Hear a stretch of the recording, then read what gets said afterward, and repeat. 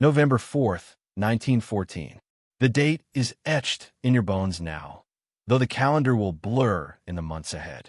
For now, the clocks tick with purpose, the wind lashes your cheeks, and every nerve hums with the promise of conquest. You are part of history, or so Shackleton says. A crossing of Antarctica, 2,900 kilometers of virgin ice, on foot from one coast to the other. No one has done it. Shackleton wants to, and he has chosen you. The ship strains forward through storm-heavy skies, smoke torn away from the funnel in ragged black ribbons. 27 other men move about the deck, their oilskins snapping like whips, faces crusted with salt and snow. 28 souls all told, seamen and scientists, stokers and surgeons, a carpenter with calloused hands, a photographer hauling trunks of glass plates. All united by one man's iron will, a man pacing the deck now, his coat buttoned tight, eyes on the horizon. Sir Ernest Shackleton, to some, the boss. To you, both savior and gamble. Your fingers are numb already, though it is barely the gateway to the Antarctic. The ship's bow punches through the rollers, green water smashing against planks that creak but hold. Spray needles your face as you squint toward the south, where the horizon thickens into a pall of ice mist. Down there waits the Weddell Sea. A cauldron of pressure flows, where wind howls and tides lock water into a white vice. Men speak of it in low tones, its frozen jaws, its trap of pack ice that drifts and grinds with a strength beyond steel. You've heard the warnings from whalers in hushed voices, seen the hard set of their eyes when Shackleton ignored them. The plan seems simple on paper. Sail Endurance to Vassal Bay on the Weddell Sea coast, unload sledges and dogs, then march. Over the South Pole, across the Beardmore Glacier, onto the Ross Sea and its waiting supply depot. 120 days on foot, in temperatures that can gut a man like a fish. Minus 50 degrees, winds to flay skin from bone. But maps make bold strokes of ink where reality offers teeth and silence. You tighten the scarf around your throat as the first snow flurries sweep across the deck. South Georgia is sliding behind you, a scrap of jagged mountains smothered in cloud. The last place on Earth that smells of smoke and flesh, the last voices beyond your own. At Grytviken Whaling Station, men beg the boss to wait. The ice this year is bad, worse than you think. Their words were brittle, breaking like frost under Shackleton's boots as he strode back aboard. Delay was poison to him. We go forward, he said, his voice clipped and final, as if retreat itself were an indecency. And so you steamed into the teeth of southern gale. In your pocket, your fingers close on a small keepsake, a coin, a locket, a scrap of home. Shackleton's orders allow each man no more than 2 pounds of personal gear when the march begins. It seems cruel now, absurd almost, but you understand why. Out there, weight is death. Out there, sentiment is a burden you can ill afford. Below decks, the stench of coal mingles with wet wool and sweat. Dogs yelp from their pens, a chorus of raw throats, restless and wild-eyed, sensing the edge of the world. Frank Hurley, the photographer, crouches over his cameras like a priest with relics. You watch him polish brass fittings, check shutters, his hands moving fast despite the cold. He says these plates will outlast you, outlast us all, frozen truth for generations unborn. You wonder if truth matters when a man's breath hangs white in the dark and his belly knots with hunger. The sea grows heavier. Great combers rear like green mountains, their crests whipped into banners by the wind. Endurance shoulders through, her timbers groaning. At the mess table, mugs slop over with every lurch, and you cling to the edge, choking down biscuit and hush, watery stew thick with seal fat and stringy meat. Talk is loud, laughter louder, though you taste the fear beneath it like iron underblood. Men boast of the march, of glory and fame, but their eyes flick southward when they think no one sees. Night, though night is a word that loses meaning here, wraps the sea in sullen gray. The sun sinks, but does not vanish. It smolders at the rim like an ember, staining the clouds with bruised light. You lie in your bunk listening to the ship thrum and shudder, feeling the cold creep under blankets. Sleep comes jagged, splintered by dreams of endless white, of shapes moving under glassy ice, of silence so deep it crushes thought. Morning brings no mercy. The wind hardens, knifing through canvas and flesh alike. You labor at frozen ropes, your breath a plume, your fingers stiff as tallow. Shackleton moves among the men, clapping shoulders, a grin carved into his bearded face. His cheer is a weapon, as sharp as any blade.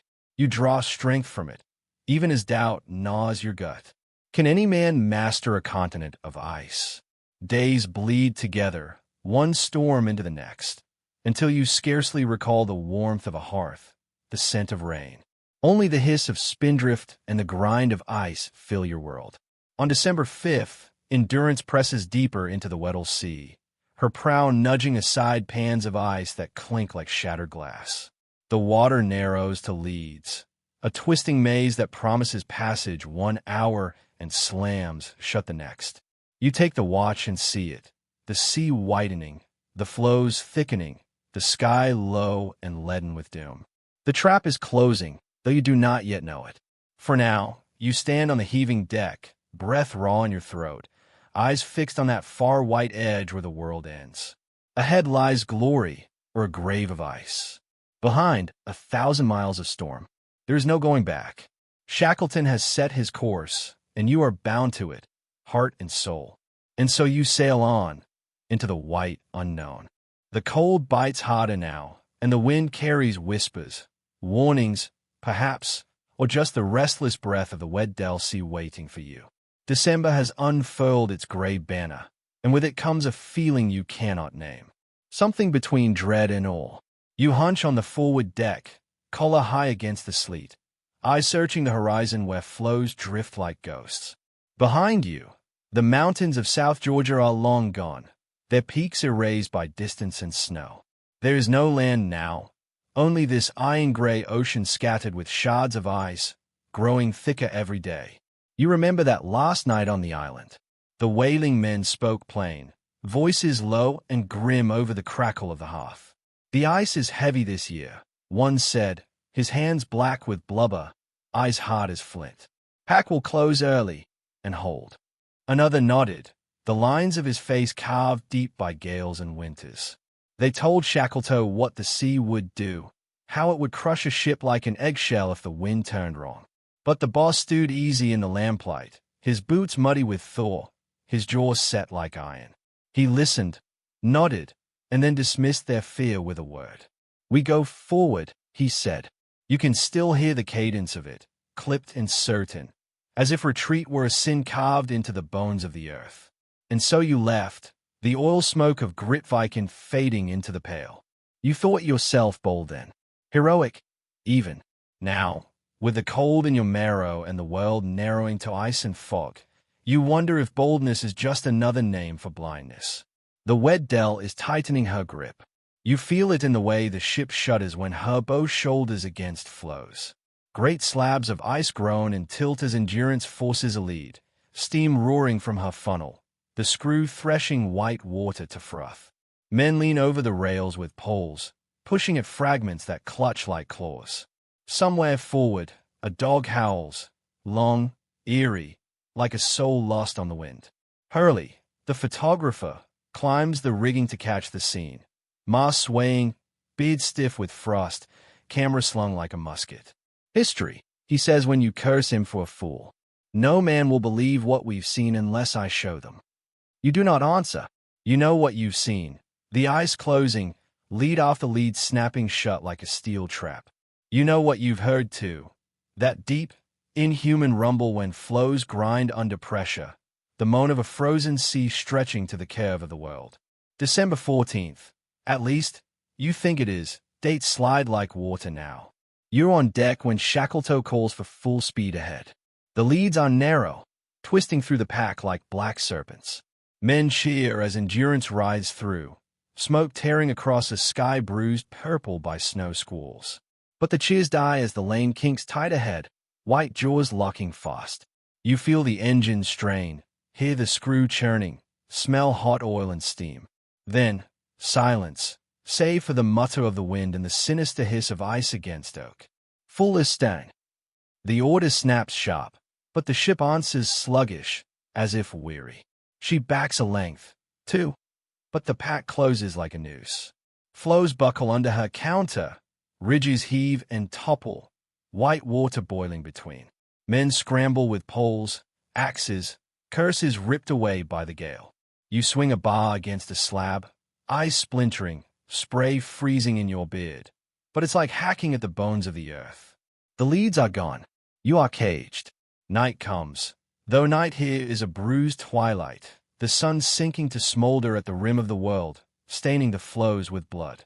You huddle by the rail, breath smoking, eyes on the plain that stretches endless and white. The wind is rising.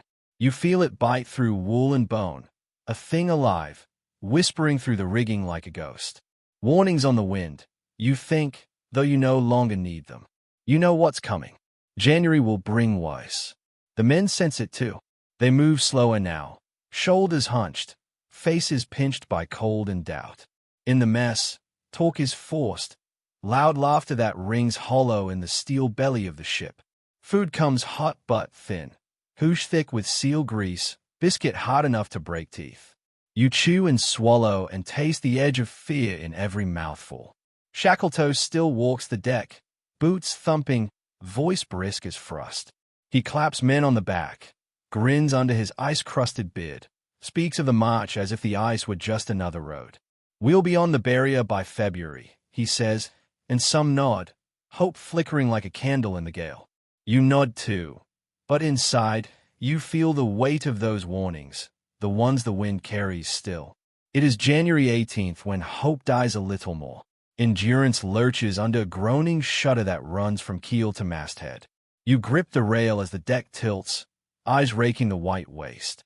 The pack has closed, a solid vice stretching to the sky. No lanes, no leads, no black water at all.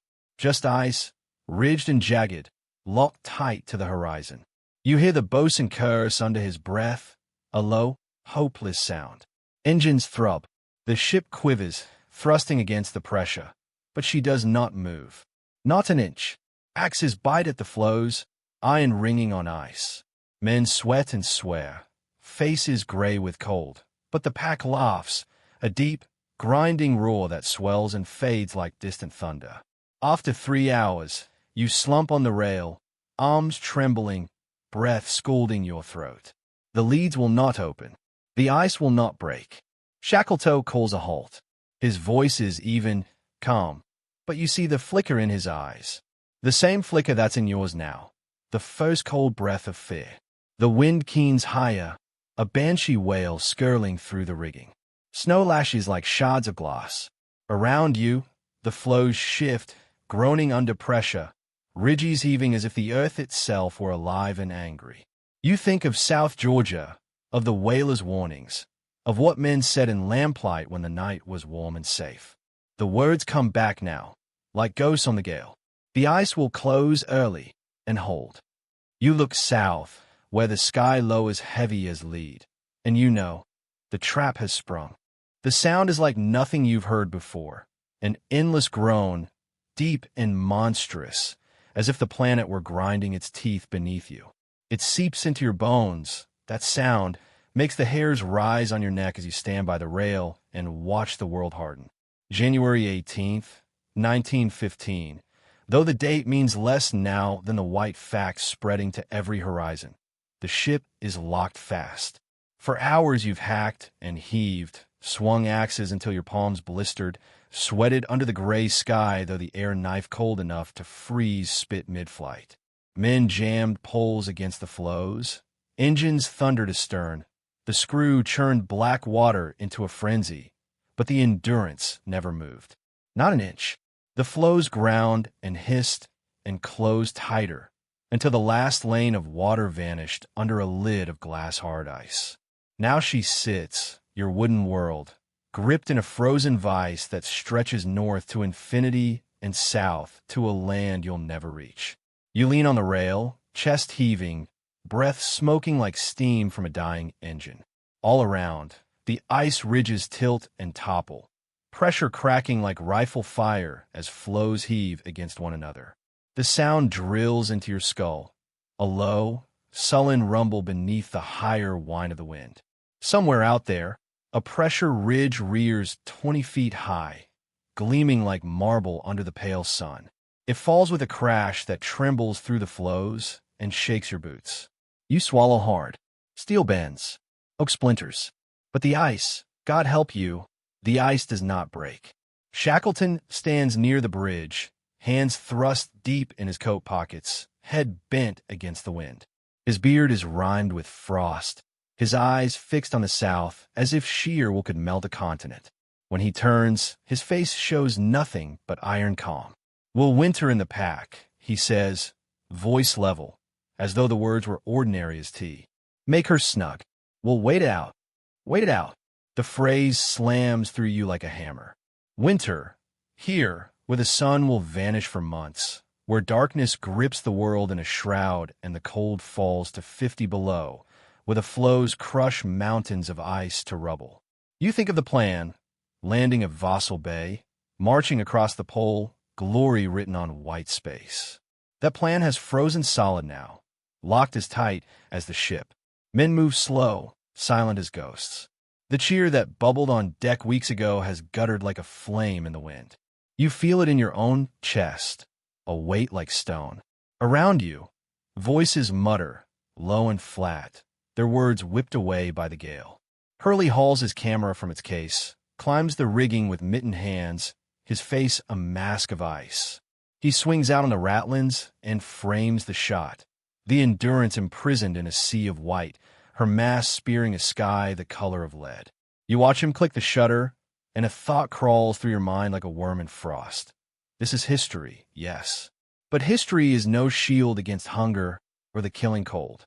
Night drifts in, though here night is a sullen smear of crimson at the world's edge, fading to gray gloom that seeps through every crack. In the mess, the lamps burn low, the air thick with coal smoke and the stink of damp wool. Men hunch over mugs of steaming hush, their faces gaunt hollows of shadow and flame. Someone cracks a joke, thin as the stew, and laughter flares, brittle, too sharp, like glass under boot. It dies fast. You chew biscuit till your jaws ache, taste nothing but salt and fear. Above, the wind keens through the rigging, flinging shards of ice like nails against the hull. You hear the floes shift and sigh, feel the tremor underfoot as the pack tightens its grip. Now and then a crack guns across the ice, echoing like cannon fire in the frozen night. You flinch every time, heart slamming, ears straining for the groan of timbers, the deep belly note of doom. Days blur into a gray procession, marked only by chores that numb your hands and mind. You tramp the deck to keep blood moving, scrape frost from stays, feed dogs that whine and snap in their pens, eyes glinting like chips of obsidian. The cold gnaws everything, flesh, rope, steel. Breath hangs in the air like ghosts. Sleep comes in ragged snatches, torn by dreams of green fields and soft rain. You wake to the endless white, to wind that bites like a wolf, to the ship that creaks and shudders in her frozen cage. February slides into March, then April, a smear of time across a canvas of ice. You watch the sun sink lower each day, staining the sky with fire before it dies. Shadows lengthen. Darkness pools in the corners of your mind. The floes groan louder now, ridges piling like tombstones, their blue hearts gleaming under a skin of snow. Pressure mounts, an invisible fist closing slow, relentless. One morning you wake to a sound like distant thunder, and your stomach knots cold. On deck, you see it. The ice has surged against the hull, heaping in jagged white shards taller than a man. Endurance lifts a fraction, her timbers screaming as if alive. Men swarm with poles and picks, hacking at the pack, sweat freezing on their brows.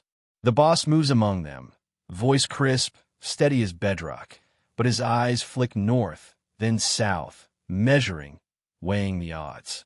There are no odds, only the ice and its hunger. You lie in your bunk that night, listening to the hull moan, to the cracks snapping like whips through the floes. You think of home, of warmth and lamplight, of voices soft with love. They feel farther than the stars, and colder too. You press your eyes shut, but the darkness behind them is worse than any dream. You whisper a prayer you can barely remember, the words brittle as frost.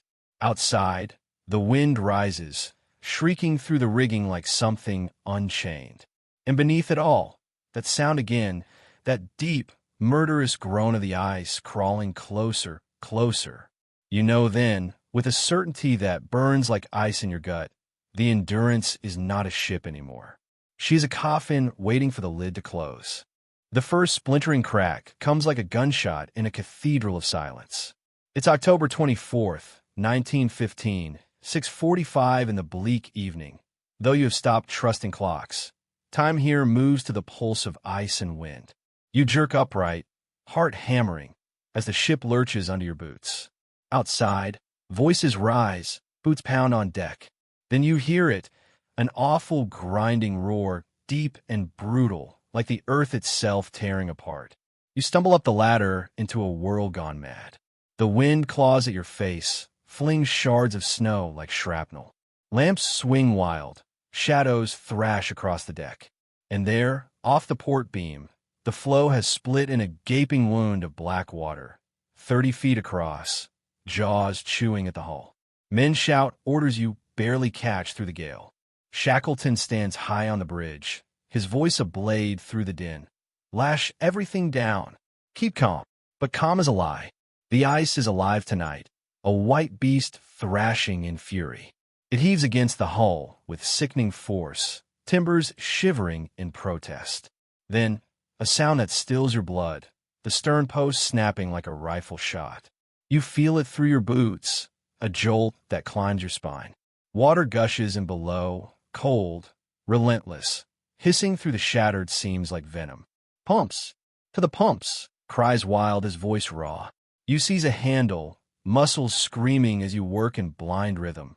The chain clanking, water spurting foul and black. For 3 days you pump, eat, sleep in scraps. Salt sores your hands, sweat freezes on your skin.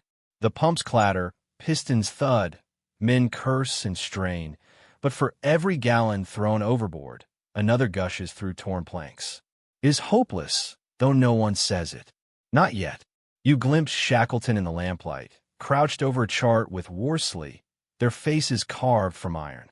The boss straightens, his eyes finding yours. Calm, steady, but there's a shadow there, a weight behind the steel. He says nothing. He doesn't need to. You know what he knows? The Endurance is dying. October 27th dawns in a shriek of wind and sleet.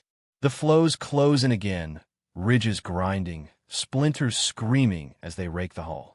You brace on deck as the ship groans like a wounded thing. Then it comes, a thunderclap of breaking wood, a boom that shakes the sky.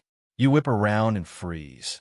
The stern is rearing up, 20 feet into the air, wrenched by the grip of ice. Rudder gone, stern post torn clean away. Water roars into the open wound, swallowing the guts of the ship in black swirls. Abandoned ship. Shackleton's voice cracks like a whip. For a heartbeat, everything stills, then explodes into motion. Men swarm like ants, snatching what they can. Sledges, tents, sacks of biscuit, barrels of fuel. Dogs yelp and snarl, their traces whipping like snakes. The boats come next, 3 lifelines of oak and tar, dragged over the buckling floes by ropes that burn your palms raw. You stumble, curse, haul till your lungs tear, boots slipping on ice slick with snow and blood. Somewhere a man sobs, a harsh, broken sound that dies in the wind. Tom McLeod staggers past with a load of canvas, his face gray as the sky. We'll never see home again, he mutters, not looking at you. You want to shout him down, but the words rot in your throat. By nightfall, the Endurance is a black skeleton against the heaving ice. Her masts jut at crazy angles, rigging snarled like the guts of a giant.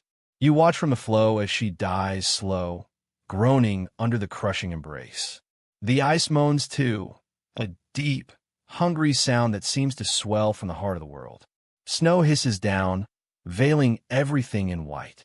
Around you, men hunch by the sledges, their breath pluming in the bitter dark. No one speaks.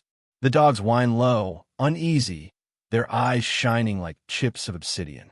Somewhere behind, the ice snaps with a crack like doom, and you flinch hard enough to feel it in your teeth. Shackleton moves among the men, his lantern swinging, voice steady as bedrock. We'll camp here. Keep together. We'll make it through. He says it like scripture, as if words alone could stave off death. And maybe they can for a while. You cling to them like a drowning man clings to driftwood, because what else is left? Later, lying on a bed of frozen snow under a sky that bleeds gray into black, you stare at the ragged shadow of the ship. Your ship, shrinking against the horizon. For 9 months, she held you, your fortress in the void. Now she is splintered bone and dying echoes, her heart frozen, her blood bleeding into the flows.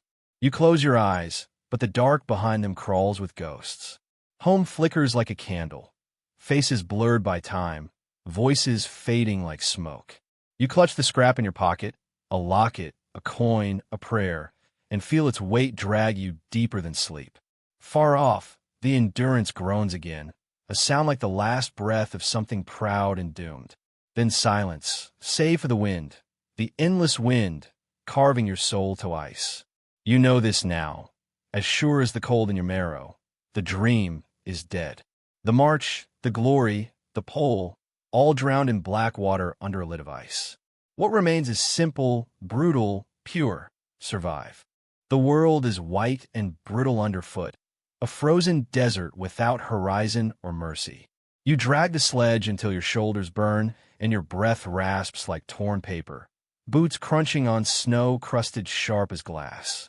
Behind you, the wreck of Endurance dwindles to a jagged silhouette against the pallid sky, her masts bowed like the bones of some ancient beast half buried in frost. The boss gave the order, move, and so you move because what else is there? The ship is gone. The ice holds you like a grave in waiting. All that stands between you and death are 3 lifeboats, a few tents, a scattering of barrels and crates, and 30 beating hearts stubborn enough to defy the frozen world.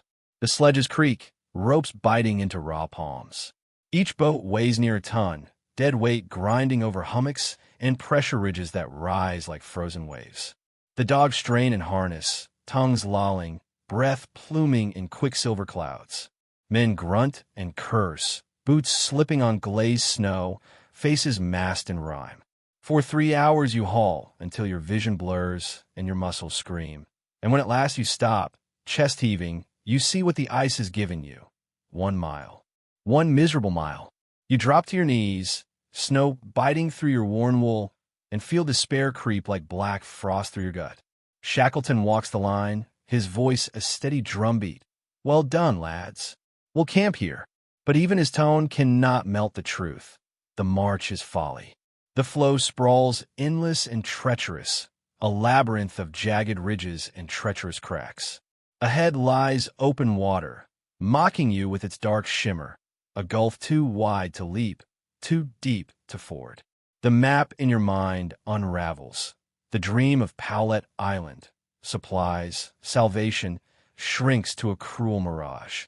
And so the boss calls it. The boats are dragged onto a level patch, their keels resting on a crust of snow hard as iron. The sledges are lashed down, canvas stretched taut against the biting wind. You build walls of ice blocks, stack crates as wind breaks, drive stakes into a ground that shifts and groans beneath your boots. By dusk, the new camp stands, a fragile scar on an ocean of white. Shackleton names it Ocean Camp, the words tasting of defiance and defeat in equal measure. You huddle inside the tent that night, shoulder to shoulder with men who smell of sweat and seal grease, their breath steaming like fog. The hush pot bubbles low, thick with the last of the ship's stores, dried beef, crushed biscuit, a smear of pemmican melting into greasy broth. You ladle it into your tin, swallow past the knot in your throat.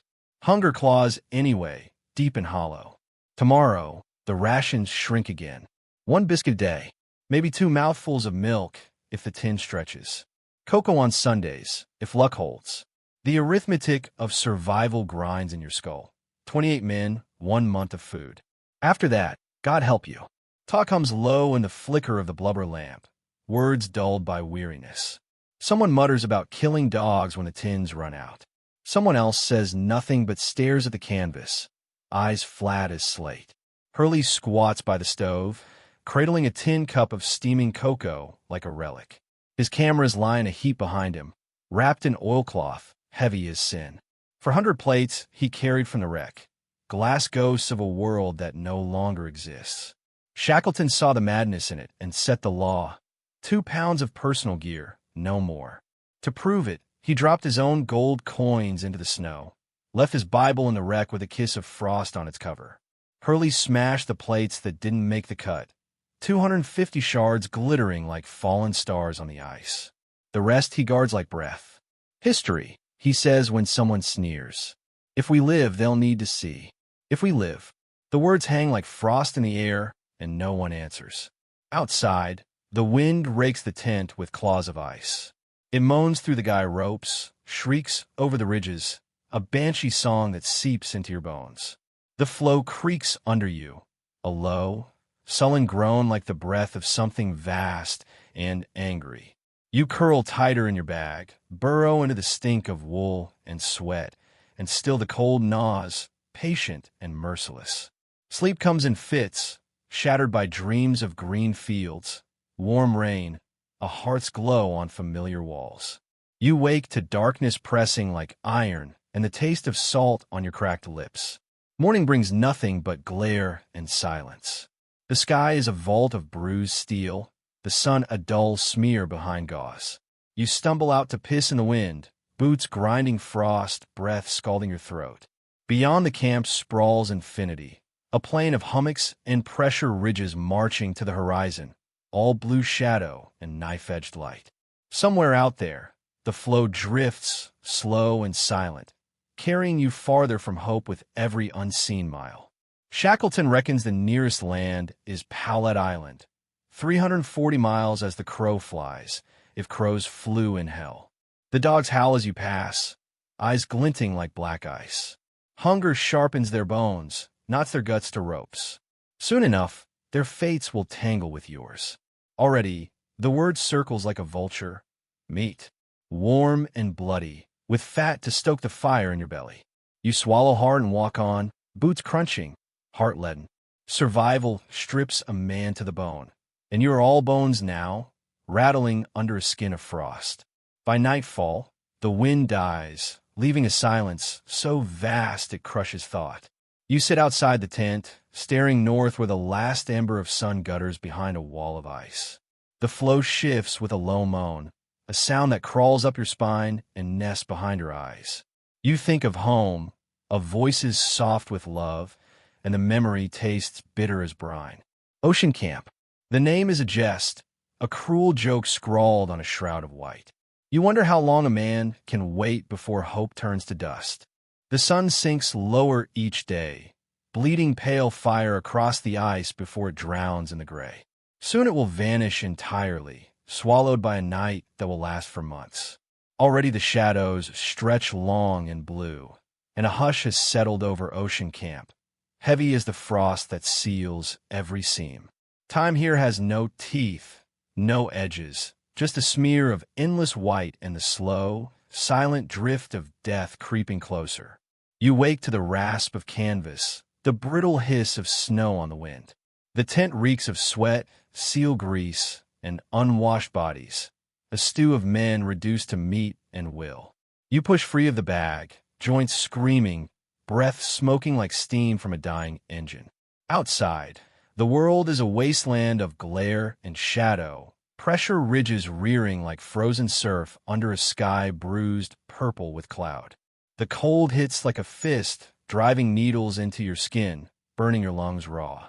Shackleton moves among the tents, his beard crusted white, his eyes sharp as flint.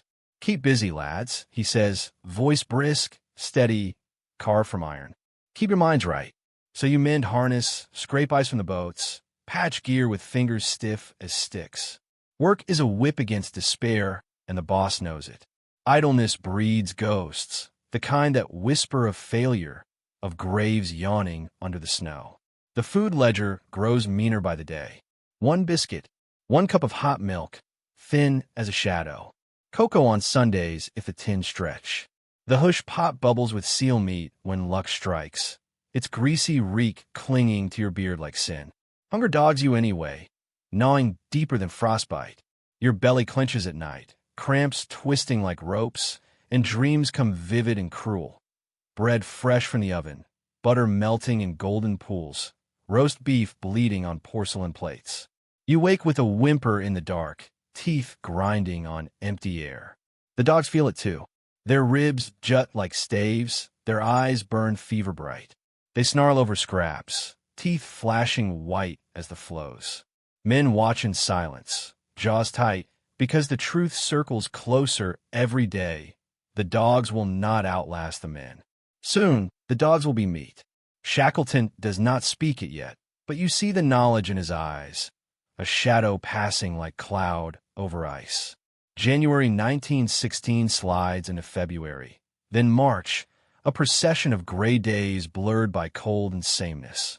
The sun sinks lower, smearing the horizon with sullen fire before it gutters out. Darkness falls and stays. 24 hours of black stitched with cold stars, the wind a knife sawing through the tents. You lie awake in the gloom, listening to the floe groan and crack under its weight, to the canvas flapping like wings of something blind and angry. The ice is not still, it never sleeps. It shifts, grinds, heaves in the dark, a restless monster turning in its grave. Then comes the sound, a cannonade ripping through the frozen night. You jolt upright, heart thundering, as the floe splits 100 yards off, water gushing black as oil into the wound. Men stumble from tents, breath steaming, eyes wide in the glow of the aurora that rides overhead like a ghost on fire. The crack widens with a shriek of tortured ice, floes rearing and slamming like tusked beasts. You clutch your sledge rope, boots skidding on glassy crust, ready to drag what little stands between you and death. But the fissure yawns, sighs, then stills, leaving a lane of water glimmering under the frozen sky. You stare at it, throat raw, knowing what it means. The floe is weakening. Your camp, your last refuge, is dying under your feet. Rations thin to a cruel arithmetic. One biscuit becomes half, then a third. Seal blood sluices down your throat, coppery and warm, because thirst burns worse than hunger. You melt ice in tins pressed to your body, the warmth leaching from your flesh until you shake like a fevered child, and all for a spoonful of water that tastes of salt and iron. Frost splits your lips, fissures your hands to raw meat. You wrap them in rags, curse the cold through clenched teeth, but it eats you anyway. Slow, patient, merciless. Men change in the dark months. Jokes come jagged, laughter too loud, too quick, like glass shattering in a silent church. Some brood in corners, eyes hollow, staring at nothing. You catch them sometimes fingering the straps of the rifles, and you get knots cold. Shackleton sees it too. He moves like a shadow among the tents, his presence heavy, anchoring. He knows despair is a contagion, and hope is the only cure. So he lies when he must. Plenty of food yet, he says, though the biscuit tin rattles like a coffin nail. Land soon, though land is a dream etched on ice.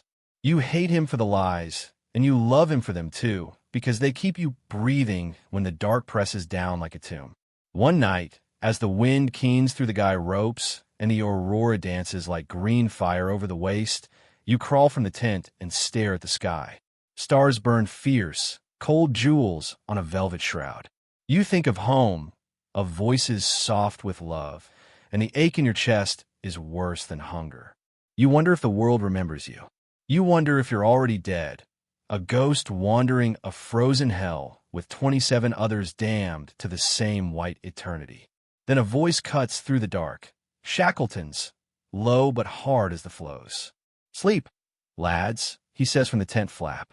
"Tomorrow's another fight." And you believe him because you must, because faith is the last ration you have left. You crawl back into the stink and heat, curl into the coil of bodies, and close your eyes. Outside, the ice moans slow and deep, like something dreaming of your bones. The day begins with a sound like bone snapping underfoot. You jolt awake in the fetid gloom of the tent, heart jackhammering as another crack guns through the floe. Canvas quivers.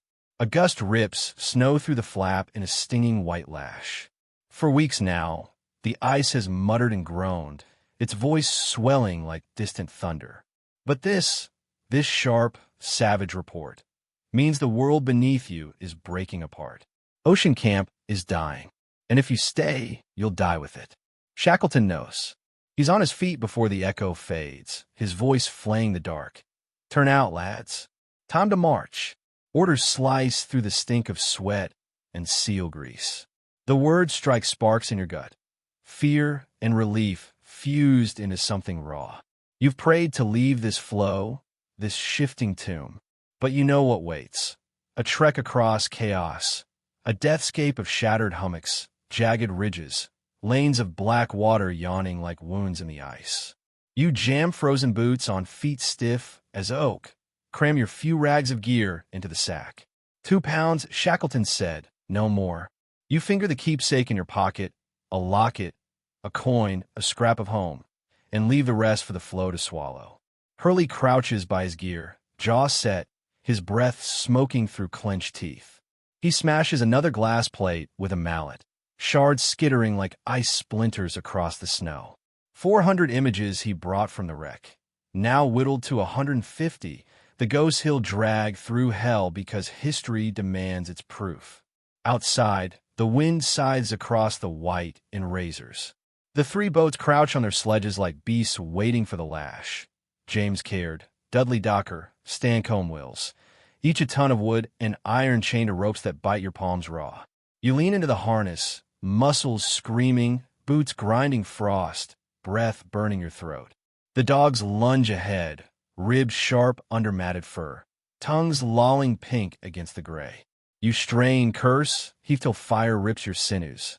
And when at last you halt, chest heaving, you see it. A mile. 3 hours for a mile. The floe sprawls endless, a broken plain of ice churned and buckled like the ribs of some drowned leviathan. Pressure ridges rear 20 feet high, blue as glacier glass, their flanks seamed with crevasses that gape black as graves. You hack steps into walls of ice, lever the boats inch by inch, sledges shrieking against frozen teeth. Open leads glimmer like obsidian mirrors, lanes of water writhing with slush and flow fragments sharp enough to gut a man. You bridge them with slabs, drag your lifelines across, pray the ice holds. The wind claws, the cold flays, and every breath is a blade in your lungs. Hours blur, shoulders knotted, hips raw from the traces, you stumble under a sky that never warms. Shackleton moves up and down the line, his voice a lash, a spur, a lifeline. Well done, lads. Keep at it. He grips a rope till his palms bleed, hauls like any man, eyes blazing with a fire you cling to because you have none left. Hope is muscle now, stripped to sinew and will. Night claws down, a smear of crimson fading to black. The floe moans under the weight of the dark, ridges cracking like gunfire in the frozen silence.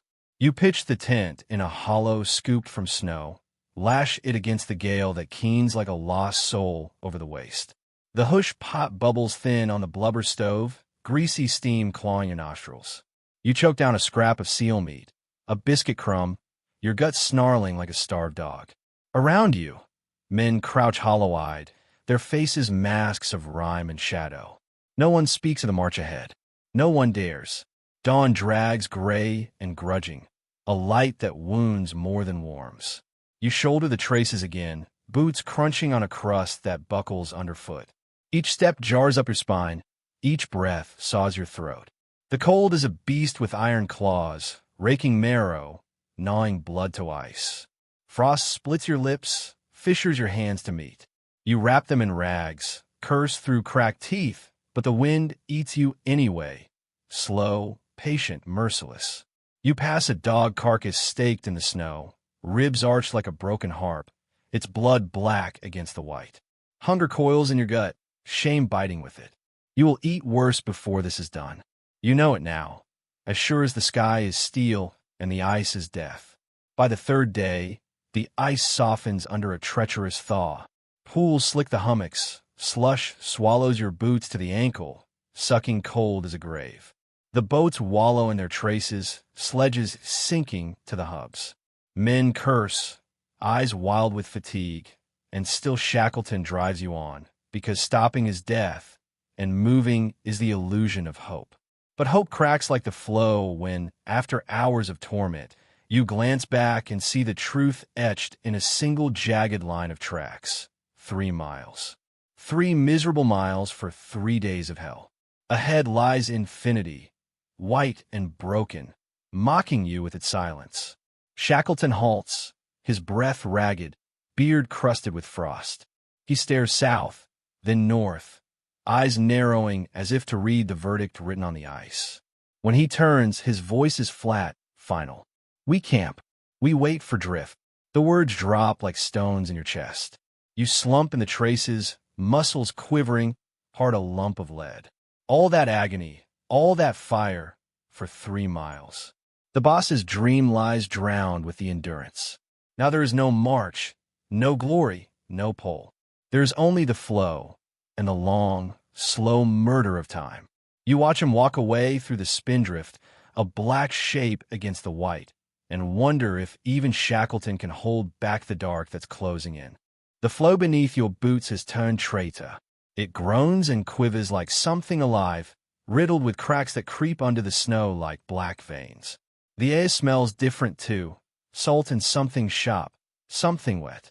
4 months the ice has been your coffin lid, sealing you from the sea, and now it splits like a wound. You should feel hope. You feel dread. April 7th, 1916. Nearly 5 months since the Endurance sank. Nearly 17 since you left South Georgia, the last scrap of human earth. The drift has carried you far, farther east than you dreamed. Farther from the dream of Powlett Island, now a ghost behind a wall of pressure ice.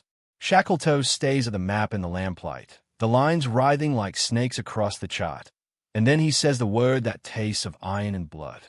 Boats. You knew it was coming. The cracks, the leads widening into black lanes where the sea boils in slush and ice chips. The flow is no longer a floor but a splintered raft breaking apart under your boots. If you stay, you drown in freezing ink. If you go, you gamble on open water, a graveyard of shattered floes and towering bergs, a sea that kills men quicker than bullets. But there is no third choice. The order snaps down the line like a whip. Launch at first light. You move in a frenzy that stinks of fear, hauling, lashing, cursing as the wind claws and the flow shifts underfoot. The boats crouch ready on their sledges, wood scarred by months of torment. The James Caird, the Dudley Docker, the Stancomb Wills. You run your hands over their planks, feel the frost-burned grain, and wonder if they'll hold in the hell that waits. Dawn bleeds gray over a shattered world. The flow smokes with spindrift, wind whipping banners of snow from the hummocks. Shackleton's voice knives through the gale. Heave her down. Ropes bite your palms roar as you strain with 20 hands to drag the first boat across the screeching ice. Your boots skid on slush, your breath tears like paper in your throat. You grunt, curse, heave until your vision blurs, and then with a splintering roar the flow cracks wide under the keel.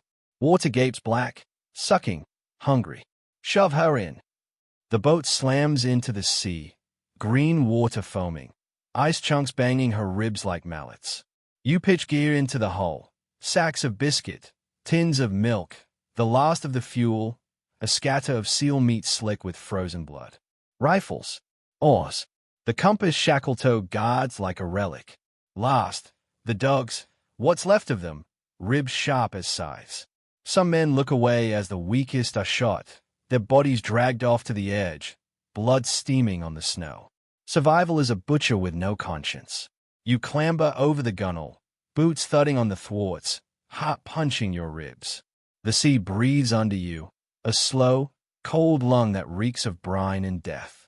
The order comes, cast off, and you shove from the ice, the oars biting black water that hisses against the hull. Behind, The floe tilts, groans, and shears apart, tents slumping like gutted bellies. Ocean camp is gone, swallowed by the sea without a sound. For a breath, the open water feels like freedom. Then you hear it, the growl of the swell beyond the ice belt, the boom of bergs grinding like the jaws of titans. The boats bob and wallow in the lanes, bumping through rafts of brash, their planks ringing with each blow.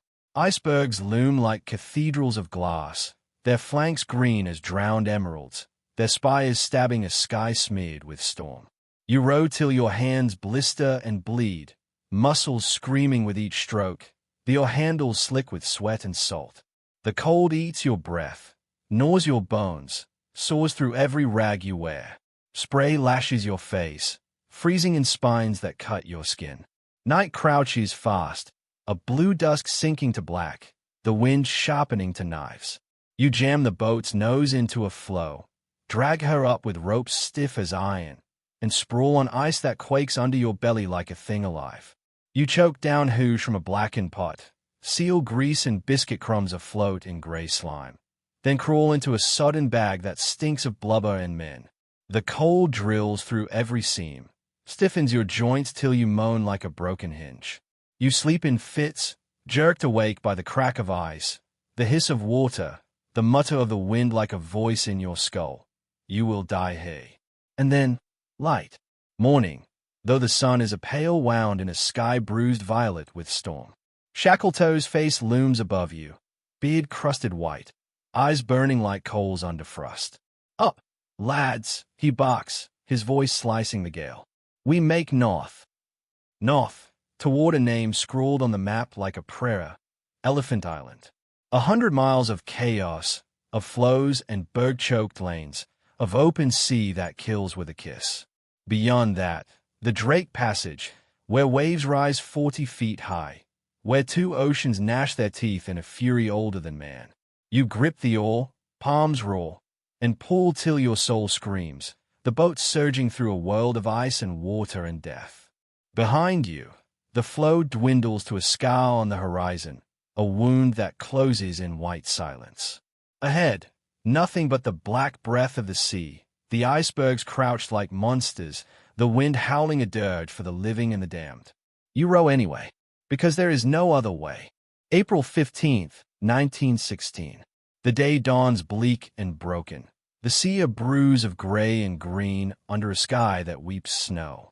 You wake with your spine locked in pain, limbs trembling like wires stretched too tight. For 6 days and nights you've fought this frozen hell, dragging boats across floes that crack under your boots, rowing through lanes of slush where ice grinds and snarls like teeth, sleeping on rafts of frost that shudder and sigh in the dark. You've eaten seal meat until the stench stains your soul. You've drunk blood to ease the rasp in your throat, melted ice against your ribs for a mouthful of water that tastes of iron and despair. And then, through a ragged veil of snow, you see it. At first, it's a smudge on the rim of the world, a darker shadow against the gray. You blink, rub crusted eyes from your lashes. It swells as you pull, or biting water with a groan that drills into your marrow. Then the cry rips from someone's cracked lips, raw and hoarse, but bright as a flare in the dark. Land. The word punches the breath from your lungs. Land. Not a floe that quivers under every step, not a slab of ice adrift in black oblivion, but earth. Rock. Something that holds.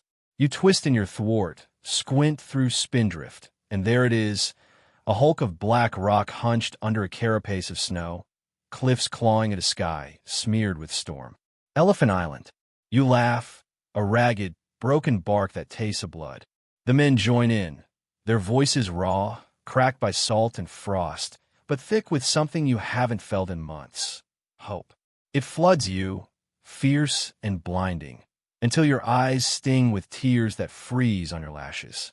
You bend to the oar with a strength dredged from the bones of the earth, muscles screaming, hands flayed raw. The boat bucks and wallows, green water slamming the planks like fists, but you row. God help you, you row. The sea is a butcher's block, slabs of brash grinding under the prow, bird fragments booming like cannon as they smash and tumble. Spindrift claws your face, salt freezing in your beard, spray burning like acid in your eyes.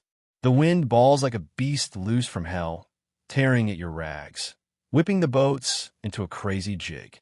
Men curse and heave, backs bowed, arms jerking like marionettes on death string. Somewhere behind, the Stancomb Wills wallows, her gunnel kissing water with every swell. Ahead, the Dudley Docker slews broadside, oars flashing like black wings in the foam. And beyond, like a promise carved in basalt and ice, Elephant Island looms. Closer now, close enough that you can taste the stone in your dreams. Hours blur into a gray fever. Your hands are lumps of meat on the oar, palms split to ribbons, blood smearing the loom slick as grease. Your breath rasps like a saw in your throat, your belly a hollow drum that aches with every twist. The cold is a knife sawing bone from flesh, carving you down to the core. And still you pull, because there's nothing else. Pull, curse, drag breath through clenched teeth, pull until the world shrinks to the hiss of water and the thud of your heart. Then, a boom like doom as the boat slams gravel. You lurch forward, arms flailing, knees buckling on the thwarts. Someone screams, a sound half sob, half laugh. You look up and see it. A spit of black shingle strewn with kelp and bone, a beach under cliffs streaked white with guano, penguins waddling like priests in mourning. The boss is roaring orders, voice hoarse but hard as steel. Run her up. All hands. You fling yourself over the gunwale into surf that bites like knives, seize the painter with fingers numb as chalk, and stagger through a boiling fringe of foam. Water claws your thighs, your waist drags like a living thing, but you wrench free, boots grinding gravel, lungs heaving smoke. Behind you, the men wrestle the James cared through the surf, her planks shrieking as waves hammer her belly. Then you're on your knees in the kelp, fingers clutching black pebbles slick with salt. Rock, real rock. It grinds into your flesh, tears your nails, and you could kiss it, eat it, die for it. You press your face to it, sobbing, the tears freezing to your beard. Around you, men crawl and sprawl, laughing, weeping, clutching handfuls of stones like treasure. For 497 days your boots have known nothing but ice and timber. Now they stand on earth, and it feels like heaven. But heaven here is a lie with teeth. You lift your head and see the truth. A spit of rock no bigger than a cemetery, clawed by surf, lashed by wind, shrouded in spindrift. No trees, no grass, no scrap of shelter. Penguins throng the beach in a jeering congregation, their cries slicing the gale. Seals bellow on the shingle, slick hulks stinking of blood and brine. Above, the cliffs rear black and sheer, their ledges armored in rime, their gullies snarling with ice. Beyond, nothing. No sails, no smoke, no sign that the world remembers you. Shackleton reads it too. You see it in his eyes, a flicker, a shadow. But his voice is iron when he speaks. Well done, lads. We'll make a snug camp here. He grins, teeth flashing under the mask of frost. A few weeks, and we'll be home. The men cheer, voices cracked but fierce, and you cheer too, because faith is all you have left. But the truth crouches behind your ribs, cold and patient. This rock is no haven. It is a waiting room for death. Night falls, smothering the world in ink. You crouch by the blubber stove, the flames guttering blue in the gale, smoke stinging your eyes. The hush pot simmers thin and greasy, the stink of seal meat clinging to your beard like a curse. You choke it down, curl into the sodden bag, and listen to the surf pounding like war drums on the shingle. The wind saws the tent ropes, shrieks through the rocks like a lost soul. You close your eyes and taste the grit of stone on your tongue, the bitter tang of a prayer you can't remember. Land, it feels like heaven, but heaven tonight is cold and black and blind, and full of ghosts. The gale has teeth, and it never stops biting. Day after day it tears at the tents, howling like a demon through the guy ropes, flinging sleet that scalds your skin raw. Elephant Island gnaws at you too, A barren fong of rock and scree lashed by surf, its spine bristling with cliffs black as coal, its flanks armored in ice. At first, you thought land meant salvation. Now you know better. There is no rescue here. No ship will ever nose these waters by chance. The world beyond this frozen void does not know you live. April slouches toward May, and with it comes a truth Shackleton cannot mask with grin or grit. You will die here unless someone goes for help. The words drop one night like stones into the hush pot, steam curling in the flicker of the blubber fire. South Georgia, Shackleton says, voice calm as frost. 800 miles as the crow flies. You hear the rest unsaid. Through the Drake Passage, the deadliest strip of sea on Earth. The men shift, eyes dull in the glow, mouths working around curses or prayers. You taste iron in your throat. 800 miles. In a boat 30 feet long, built for calm harbors, not a graveyard of storms. The Drake Passage eats ships for breakfast, steel hulls wrenched like tin, decks scoured clean by waves that rear 40 feet high, crests torn by wind screaming at 70 knots. But South Georgia is the only card left in the deck. The Falklands are farther, Cape Horn a dream in hell. The whaling station on South Georgia, Grytviken, is your one thin thread to life. Shackleton means to follow it or hang by it till it snaps. The plan is a knife cut from madness. Take the James Caird, the stoutest of the three boats. Deck her over with planks and canvas. Ballast her belly with rocks to keep her upright. Ration out 30 days of food, 1 cask of water, a sextant, and a compass like the eye of God. 6 men only. Shackleton, Worsley for his genius with a sextant, Crean for his iron heart, McNish the carpenter, McCarthy, and Vincent if his strength holds. The rest will stay. 22 souls marooned on this hunk of desolation, trusting the sea not to swallow their hope. You help lash planks over the Caird's ribs, your hands numb as wood, blood weeping from splits in your fingers. Canvas stretches taut over her bows like the skin of a drum. A mast rises, stubby as a snapped bone, rigged with ragged scraps of sail. She looks like a coffin rig for sea. Shackleton runs a hand along her gunwale, eyes bright under frost-rimed brows. She'll do, he says, and in that moment, you almost believe him. April 24th, 1916. Dawn drips cold and greasy as blubber smoke. Snow drives like nails in the gale, and the surf booms on the shingle with the voice of doom. You stand knee-deep in spindrift, watching 6 men shove the Caird into the spume.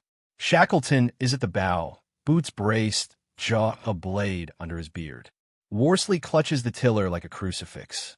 Crean spits in his palms, his grin wolf-bright in the storm. McNish mutters to the mast as if it were flesh and bone. McCarthy and Vincent heave at the thwarts, shoulders bunched like knotted rope. The first breaker slams them broadside, green water foaming, spray leaping like shattered glass. For a breath you think the sea will swallow her whole. But the Caird bucks, lurches and claws free, her bowsprit stabbing at the gray. Shackleton does not look back. His hand lifts once, a black slash in the sleet, and then the gale takes them, hurling boat and men into the maw of the Drake Passage. You stand staring long after the spindrift erases them, eyes burning in sockets dry as salt. The surf claws the shingle like a beast dragging chains. The wind howls through the rocks with a voice that strips the soul. Behind you, 22 men crouch in the lee of the upturned boats, their faces masks of rime and fear. Frank Wild's eyes meet yours, pale as old ice, hard as hammered steel. "Roll up your bags, lads," he says, voice steady as bedrock. "The boss may come today." It is a lie, of course. Shackleton will not come today. Not tomorrow. Perhaps never. You know what the Drake is. You've seen its fury gnaw ships to splinters. The James Caird is a nutshell in a sea of knives. 800 miles of murder between here and the whaling station. And even if they live, who says they'll return in time? Winter is crouching at your shoulder, a beast with iron claws. The gales will rise.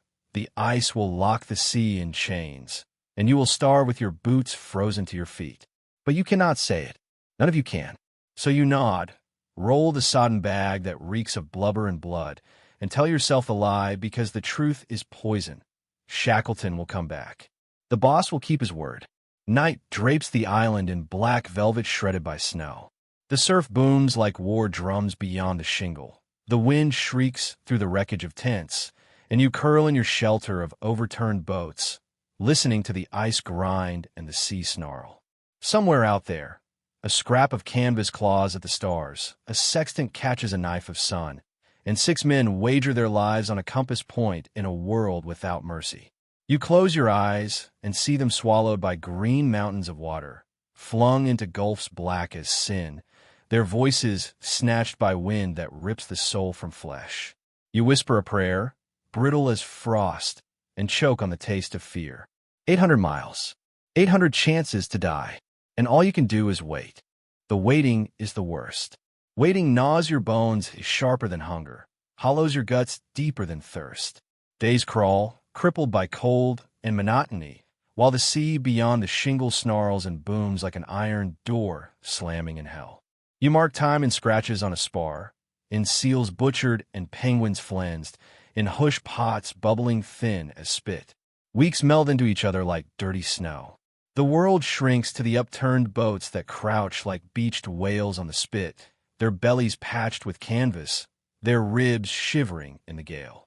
Beneath them, you and 21 ghosts huddle in rags that stink of blubber and blood, trying to dream of hearth fires without weeping.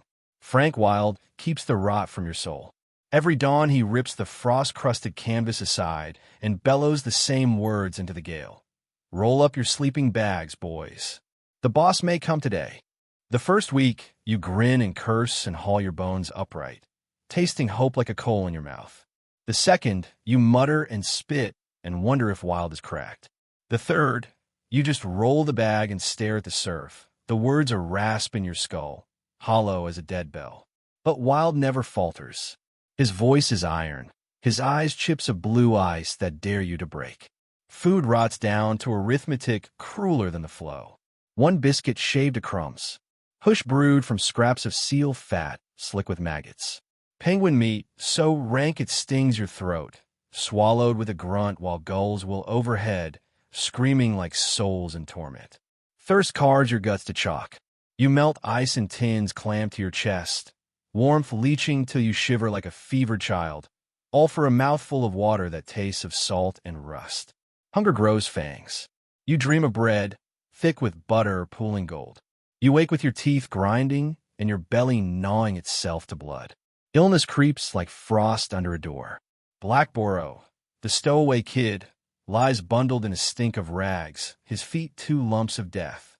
Gangrene crawls up his toes, turning flesh to slime. The surgeon bends over him with a knife honed on a file, his breath ghosting in the dim light. You hear the saw bite, the wet snick of sinew parting, and you gag into your sleeve while the boy whimpers through clenched teeth. When it's done, the surgeon wipes his hands on a rag stiff with blood and mutters, "He'll live." You wonder if that's a blessing or a curse. Storms prowl the horizon like wolves. Gales rip the spit to ribbons, surf booming on the rocks in a white rage. Icebergs drift like cathedrals unmoored from God, their blue flanks gleaming in sickly light. You lie in the dark under your canvas coffin and listen to the wind scream through the bones of the boats, and you think of the Caird, a speck of wood clawing through that black infinity. If she's alive, she's a ghost. If she's dead, so are you. And then, August 30th, 1916, a day carved in fire. You wake to Wild's voice, harsh as always, cutting through the roar of the gale. Roll up, lads. The boss may come today. You curse him. The words are rasp of ice in your throat. Then someone at the flap stiffens, eyes wide, fingers stabbing toward the horizon. For a heartbeat you hear nothing but wind and surf. Then, a shout cracked and jagged as glass. "Ship! By God, ship!" You lurch into the daylight, legs trembling, heart hammering your ribs to splinters. The sky is a vault of iron, the sea a writhing smear of steel. And there, crouched low against the surf, a shadow swells. A shape with masts, a funnel belching smoke like black fire. A ship, The cry knifes the air, ragged, broken, rising to a roar that shakes the gulls from the cliffs. Men pour from under the boats, stumbling, weeping, clawing at each other, voices shredding the gale. The boss. The boss has come. You see him on the bridge, a black slash against the gray, beard blazing with frost, eyes burning like coals under the brim of his cap. Shackleton, the boss, alive. The sight punches your lungs empty. You laugh and sob, and howl till your throat tears raw, fists beating the sky. Around you, men dance in the spindrift like lunatics, falling to their knees, kissing the slime of the shingle, clutching stones like relics.